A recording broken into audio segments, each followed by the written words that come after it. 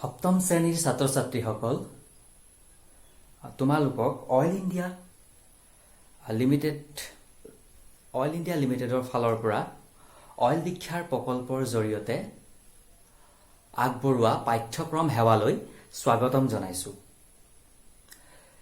আজি আমি তোমালোকৰ প্ৰথম অধ্যায়ত সন্নিবিষ্ট থকা অখণ্ড সংখ্যাৰ বিধিবোৰ হৰণৰ সাপেক্ষে আলোচনা কৰিম। আমি ইয়াৰ আগৰ ক্লাছত অখণ্ড সংখ্যাৰ ধনাত্মক অখণ্ড সংখ্যাই ধনাত্মক অখণ্ড সংখ্যাক হৰণ কৰা বা ধনাত্মক অখণ্ড সংখ্যাই ঋণাত্মক অখণ্ড সংখ্যাক হৰণ কৰা, ঋণাত্মক অখণ্ড সংখ্যাই ঋণাত্মক অখণ্ড সংখ্যাক হৰণ কৰা এই বিষয়ে আমি বহলভাৱে আলোচনা কৰিলোঁ। আজি আমি অখণ্ড সংখ্যাৰ হৰণৰ সাপেক্ষে বিধিবোৰৰ বিষয়ে আলোচনা কৰিম। যি ধৰণে আমি যোগ বিয়োগ পূৰণৰ সাপেক্ষে বিধিবোৰ আলোচনা কৰিছিলোঁ, ইয়াতো আমি হৰণৰ সাপেক্ষে সেই একেই বিধিবোৰে আলোচনা কৰিম। তোমালোকৰ মনত পৰিছেনে বিধিবোৰ কি কি আছিলে? হয়, আবদ্ধ বিধি, সহযোগ বিধি, ক্ৰম বিনিময় বিধি এইবোৰ আছিলে, হয় নাই? চ' এইবোৰৰ বিষয়ে আমি হৰণৰ সাপেক্ষে আলোচনা কৰিম। তোমালোকে মন দি শুনিবা, ঠিক আছে? তেন্তে আৰম্ভ কৰোঁ। মই ইয়াত লিখিয়ে থৈছোঁ অখণ্ড সংখ্যাৰ হৰণৰ বিধিসমূহ। প্ৰথম ল'ম আমি আবদ্ধ বিধি। 1 নম্বৰত আহিব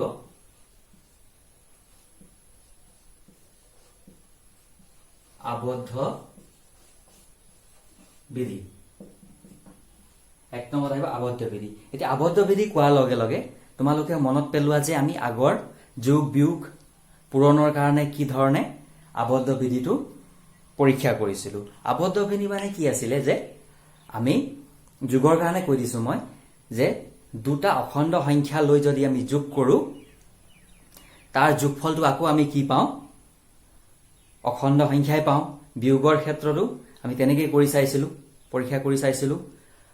পূৰণৰ কাৰণেও একেই, দুটা অখণ্ড সংখ্যা পূৰণ কৰোঁতে আমি অখণ্ড সংখ্যা পাওঁ নাই, সেইটো আমি পৰীক্ষা কৰি চাইছিলোঁ। ইয়াতো আমি একেই, দুটা অখণ্ড সংখ্যা ল'ম। অখণ্ড সংখ্যা দুটা লওঁতে কি হয়, মানে হৰণ কৰোঁতে আমি আকৌ এটা অখণ্ড সংখ্যা পাওঁ নে নেপাওঁ সেইটোৱে আমি ইয়াত পৰীক্ষা কৰি চাম। তেন্তে উদাহৰণ এটা লৈ পঢ়ি চাওঁ, ঠিক আছে? প্ৰথম লৈছোঁ মই -49 হৰণ -7 হৰণ 7। এইটো কিমান হ'ব হৰণ কৰিলে? এইটো আমি লিখিব পাৰোঁ -49/7। এইটো কৰিলে কিমান হ'ব? 7 7 গুণ 49, মানে 7 বাৰ বিয়োগ চিন আছে, বিয়োগ চিন দিয়া। ইয়াত কি দেখিলোঁ আমি? এইটো এটা ঋণাত্মক অখণ্ড সংখ্যা, এইটো এটা ধনাত্মক অখণ্ড সংখ্যা। যেতিয়া আমি হৰণ কৰিলোঁ, হৰণ কৰি কি পালো? আৰু এটা আমি অখণ্ড সংখ্যাই পালো। এইটো অখণ্ড সংখ্যা হয়, নহয় জানো? এইটো অখণ্ড সংখ্যা। ইয়াততো ঠিকেই আছে। আমি ইয়াত কি হ'ল, দুটা অখণ্ড সংখ্যা হৰণ কৰোঁতে কি হয়? অখণ্ড সংখ্যাই পাইছো। এতিয়া এনেকুৱা সংখ্যা আছে নেকি? সেইটো আমি ইয়াত উলিয়াব লাগিব, যে যি দুটা অখণ্ড সংখ্যা হৰণ কৰোঁতে আমি কি হয়? অখণ্ড সংখ্যা ভাগফলটো অখণ্ড সংখ্যা নেপাওঁ। তেনেকুৱা কিবা আছে নেকি? আমি কৰি চাওঁচোন। মই বিচাৰি পালো এটা, তোমালোকে তেনেকে ভাবি চাব পাৰা তেনেকুৱা আছে নেকি। মই এটা বিচাৰি পাইছো। চ' সেইটো হ'ল 7 হৰণ -14। 7 হৰণ -14। ত' এইটো কৰিলে কি হ'ব? যিটো আগত থাকে এইটো ওপৰত যাব, তলত থকাটো পিছত থকাটো তললৈ আহিব, হয়নে? আগত থকাটো ওপৰত, পিছত থকাটো তলত, হয় নাই? এইটো নিয়মেই হয়। আমি যদি এনেকে লিখো, হয় না, ভগ্নাংশ ৰূপত লিখো। এতিয়া এইটো হৰণ কৰিলে কি? এতিয়া এইটো হৰণ কৰি চোৱা কি হ'ব? এতিয়া চোৱা, ওপৰত 7 আছে, তলত 14 আছে। চ' 7 আমি যদি কটাকটি কৰোঁ, কাৰণ 7 7কো বাৰ যাব, 14কো বাৰ যাব, কটাকটি কৰিলে কিমান পাম? 7 × 7 7 × 2 = 14।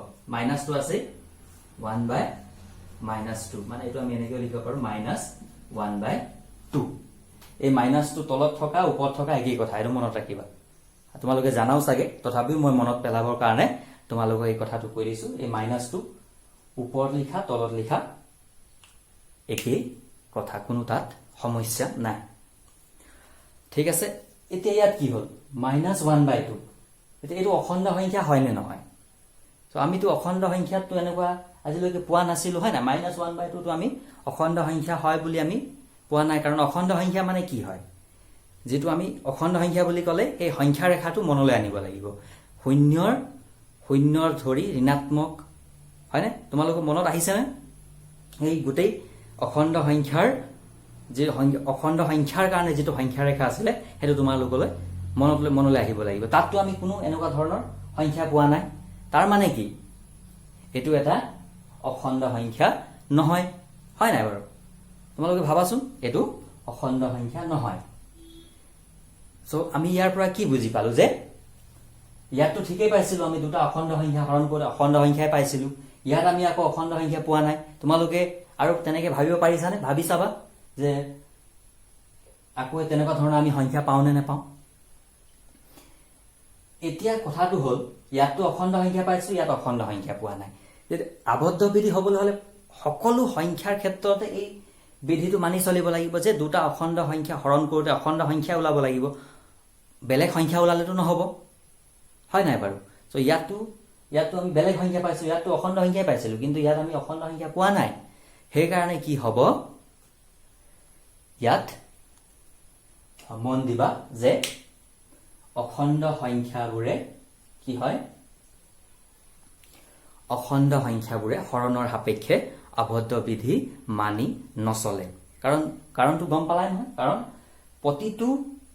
প্ৰতিযোৰ সংখ্যা হৰণ কৰোতে কি হ'ব লাগিব অখণ্ড সংখ্যা ওলাব লাগিব তেতিয়াহে আমাৰ আবদ্ধ বিধিটো আমি মানি চলে বুলি ক'ব পাৰো কিন্তু ইয়াতটো হেতু হোৱা নাই তোমালোকে এনেকুৱা আৰু সংখ্যা ভাবি চাব পাৰা আৰু কৰিবা ঠিক আছে তো আমাৰ ইয়াৰ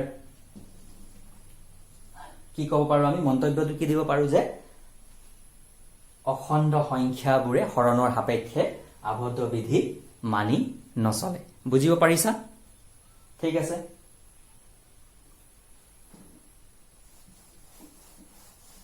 এতিয়া আমি নেক্সট বিধিলৈ যাওঁ 2 নম্বৰত আহিব ক্ৰম বিনিময় বিধি ইয়াত আমি কি আলোচনা কৰিম ক্ৰম বিনিময় বিধিত কি আছিল যোগৰ সাপেক্ষে দুটা সংখ্যা লওঁ আমি তাক ধৰি লৈছো 2 আৰু 3 হে 2 আৰু 3 কি কৰিলো 2 + 3 কৰিলো আকৌ 3 + 2 কৰিলো তো দুইটাতে আমি কি পাও 2 + 3 কৰিলে 5 পাও 3 + 2 কৰিলেও 5 এ পাও যেটো ক্ৰমত কৰিলে আমি উত্তৰটো একেই পাও পুৰণটো একেই 3 * 2 2 * 3 একেই হয় সো এতিয়া হৰণৰ কাৰণে হেতু হয় নে নহয় আমি চাম তো ইয়াৰ কাৰণে দুটা সংখ্যা লম সংখ্যা দুটা হল -64 আৰু এটা লম 16 ইয়াত কি কৰিম প্ৰথম এটো আগত লিখি হৰণ কৰিম 2 নম্বৰ এটো -64 টো পিছত লিখি হৰণ কৰিম ঠিক আছে তো -64 হৰণ 16 এটো প্ৰথম লিখি লৈছো আকৌ এফালে হল 16 হৰণ -64 ঠিক আছে তো এটো কৰি চাও কেনেকৈ লিখিব পাৰো -64/16 তো হেতু হৰণ কৰিলে কিমান হ'ব 16 হে 64 ক 4 বাৰ যাব এটো মাইনাস এটো আহিব আৰু এফালে ইয়াক লিখিব পাৰো 16/-64 এটো কটাকটি কৰিলে কি হ'ব 16 * 16 4 ষোল্লং 64 মানে 4 বাৰ মাইনাস এটো ইয়াত কি হল কথাটো সংখ্যা দুটা একেই আছিল এবাৰ -64 ক আগত লিখিলো এবাৰ পিছত লিখি হৰণ কৰিলো উত্তৰটো আমি এবাৰ পালো -4 এবাৰ পালো -1/4 তো উত্তৰ দুটা বেলেগ বেলেগ পালো হয় না উত্তৰটো আমি একেই পাব লাগিছিল যেনেকৈ যোগত আমি 2 + 3 = 5 3 + 2 = 5 পাও হেকাৰণে আমি তাত কি কওঁ যোগৰ সাপেক্ষে ক্ৰম বিনিময় বিধি অখণ্ড সংখ্যায় ক্ৰম বিনিময় বিধি মানি চলে বুলি কওঁ কিন্তু ইয়াত কি হল কথাটো যেতিয়া আমি হৰণ কৰিছো সো আমি বেলেগ বেলেগ দুটা সংখ্যা দুটা একেই লৈছো কিন্তু ক্ৰমটো আমি হালহলনি কৰিছো সংখ্যাটো আমি তাৰ হৰণ ফলটো আমি কি হয় বেলেগ বেলেগ পাইছো এবাৰ -4 পাইছো ইয়াত -1/4 পাইছো সো ইয়াত ক্ৰমটো আমি সংখ্যা উত্তৰটো একেই পোৱা নাই সেইকাৰণে আমি ইয়াত কি কম যে অখণ্ড সংখ্যাই হৰণৰ সাপেক্ষে ক্ৰম বিনিময় বিধি মানি নচলে আবদ্ধ বিধিও মানি নচলে ক্ৰম বিনিময় বিধিও মানি নচলে ঠিক আছে তোমালোকে লিখিবা মন্তব্যটো কি হ'ব যে অখণ্ড সংখ্যাসমূহে হৰণৰ সাপেক্ষে আবদ্ধ বিধি মানি নচলে বুজিব পাৰিছানে এই বিধিবোৰ তোমালোকে যদি জানা পিছলৈ যেতিয়া আমি অনুশীলনী কৰিম তাত অনুশীলনী আমি কৰিবলৈ সহজ হ'ব এই বিধিবোৰ তোমালোকে জানিলে এই বিধিবোৰ আমি এই অনুশীলনীবোৰত প্ৰয়োগ কৰিম কিছুমান অংক দিয়া থাকে সেইবোৰ আমি অতি সহজতে পূৰণ নকৰাকে উত্তৰটো উলিয়াই দিব পাৰো সেইকাৰণে এই বিধিবোৰ তোমালোকে ভালকে শিকি ল'বা ঠিক আছে সো আমি নেক্সট বিধিটোলৈ যাওঁ হেতু হৈছে সহযোগ বিধি আৰু এটো হৈছে আমাৰ আজিৰ লাষ্ট টপিক ঠিক আছে এটো হল কি সহযোগ বিধি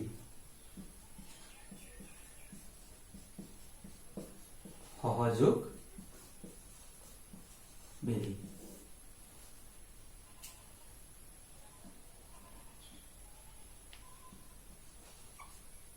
সহযোগ বিধি ইয়াত কি হয় আমি ইয়াত তিনটা সংখ্যা লওঁ আৰু যিকোনো ক্ৰমতে পূৰণৰ কাৰণে পূৰণ বা যোগত বা বিয়োগত আমি কি কৰো যিকোনো ক্ৰমতে আমি কি হয় যোগ হলে যোগ কৰি চাওঁ বিয়োগ হলে বিয়োগ কৰি চাওঁ পূৰণ হলে পূৰণ কৰি চাওঁ এতিয়া আমি হৰণৰ কথা কৈছে কি কৰিম আমি ইয়াত হৰণ কৰি চাম তো হৰণ কৰোতে কি হয় এতিয়া আমাৰ হৰণত কি হয় এটো চাওঁ ইয়াত আমি যিকোনো তিনটা সংখ্যা লওঁ 18 লৈছো 6 লৈছো আৰু 3 লৈছো আমি ইয়াত চাৰিটা ক্ৰম পাইছিলো পূৰণত যেনেকে চাৰিটা ক্ৰম পাম ইয়াতো এই চাৰিটা ক্ৰমে পাম আমি খালি ইয়াত দুটা ক্ৰমহে তোমালোকক মই কৰি দেখাম বাকি দুটা ক্ৰম তোমালোকে নিজে কৰি চাব পাৰা ঠিক আছে তো এটো প্ৰথম কেনেকৈ কৰিম মই দেখাই দিছো 18 হৰণ কি কৰিছো 18 হৰণ 6 হৰণ 3 আৰু এটাত কি কৰিম মই 18 বাহিৰত ৰাখিম হৰণ 6 হৰণ এটো আৰু ক্ৰম হ'ব পাৰে মই এই দুটা ক্ৰমহে লৈছো এই দুটা ক্ৰমত আমি হৰণ কৰি চাম হৰণ কৰোতে উত্তৰটো একেই ওলাই না হেতু চাম ক্ৰম বিনিময় সহযোগ বিধি মানে এটোই নহয় জানো আমি পূৰণত কি কৰিছিলো তিনটা সংখ্যা লৈছিলো আৰু যিকোনো ক্ৰমতে পূৰণ কৰি চাইছিলো পূৰণ কৰোতে উত্তৰটো একেই পাইছিলো কিন্তু ইয়াত হেতু হ'ব না এটো চাম আমি তো কি কৰিম ইয়াত এটো হলে প্ৰথম এই ব্ৰেকেটৰ ভিতৰটো আমি সমাধান কৰিলে কিমান হ'ব এটো এনেকৈ লিখিব পাৰো আমি 18/6 হৰণ 3 তো এটো কিমান হ'ব 3 বাৰ যাব 3 হৰণ 3 হয় না তো 3 হৰণ 3 মানে কিমান 1 তোমালোকে জানা আৰু এটো 18 হৰণ এটো আমি লিখিব পাৰো 6/3 এটো 18 কেইবাৰ যাব 3 গুণ 3 3 দুগুণ 6 তো এটো কিমান হ'ব 9 বুজি পাইছা মানে কি কৰিলো আমি প্ৰথম ইয়াত ব্ৰেকেটৰ ভিতৰত থকাটো হৰণ কৰিলো মানে এনেকৈ লিখিছো ভগ্নাংকৰ ৰূপত লিখিলো 18/6 হল হৰণ 3 এটো 3 ইয়ালে আহিলে তাৰ পিছত ইয়াত চোৱা 6 গুণ 6 6 দুগুণ 12 6 3 গুণ 6 3 আহিলে হৰণ 3 আকৌ 3 হৰণ কৰিলে এবাৰ কাৰণ 3 গুণ 3 ইয়াতো একেই 18 হৰণ এটো কি হয় 6 হৰণ 3 দিছে তুমি কি 6/3 ভগ্নাংকৰ ৰূপত লিখিলে এটা 18 আহিলে 3 গুণ 3 3 দুগুণ 6 আকৌ 2 যদি 18 হৰণ কৰো 2 9 গুণ 18 সো ইয়াত চোৱা উত্তৰ ইয়াত 1 পাইছো হয় ইয়াত 1 পাইছো ইয়াত 9 পাইছো তো উত্তৰ আমি বেলেগ বেলেগ পাইছো তাৰ মানে কি আমি উত্তৰটো একেই পাব লাগিছিলে হয় না পূৰণত যেনেকৈ আমি যিকোনো ক্ৰমত কৰোতে উত্তৰটো একেই পাইছিলো সংখ্যা তিনটা লৈ কিন্তু ইয়াত আমি একেই উত্তৰ পোৱা নাই আৰু দুটা ক্ৰম আছে হেতু তোমালোকে নিজে কৰি চাব পাৰা 18 আৰু 3 একেলগে ললা 18 3 হৰণ কৰিলা হৰণ কৰি যিমান পাবা তাৰ লগত আকৌ 6 হৰণ কৰিলা, সেইটো এটা ক্ৰম হ'ব। আৰু এটা ক্ৰম হ'ব, সেইটো তোমালোকে নিজে ভাবি চাবা, হয়নে? তাত কৰোঁতে তোমালোকে দেখিবা যে সমান উত্তৰ নোপোৱা। 4টা ক্ৰমত বেলেগ বেলেগ উত্তৰ পাবা, সমান উত্তৰ নোপোৱা। তাৰ মানে কি ক'ব পাৰোঁ আমি? হৰণৰ সাপেক্ষে অখণ্ড সংখ্যাবোৰে সহযোগ বিধি মানি নচলে। আমি তিনিটা বিধিয়ে কৰিলোঁ, আবদ্ধ বিধি, ক্ৰম বিনিময় বিধি আৰু সহযোগ বিধি। এই 3টা বিধিয়ে আমি ইয়াত কৰি চালোঁ। 3টাতে আমি কি পালোঁ? আমি একেই মন্তব্য পালোঁ। কি পালোঁ? যে 3টা যেতিয়া আবদ্ধ বিধি, ক্ৰম বিনিময় বিধি আৰু সহযোগ বিধি, এই 3টাই অখণ্ড সংখ্যাৰ সাপেক্ষে কি হয়? আবদ্ধ বিধি, সহযোগ বিধি আৰু ক্ৰম বিনিময় বিধি মানি নচলে। হৰণে 3টা বিধিয়ে মানি নচলে। ঠিক আছে, বুজিব পাৰিছানে? তোমালোকে এই গোটেই বস্তুটো ভিডিঅ' ৰখাই এইবোৰ লিখি ল'বা। এতিয়া লিখি ল'লে তোমালোকৰ কাৰণে সুবিধা হ'ব। ঠিক আছে, নেক্সট ভিডিঅ'ত লগ পাম। নিশ্চয় বুজি পাইছা, বুজি নাপালে সুধিবা, মই তোমালোকক আকৌ উত্তৰটো দিম, উত্তৰ দিবলৈ চেষ্টা কৰিম। ঠিক আছে, নেক্সট ভিডিঅ'ত লগ পাম। ধন্যবাদ।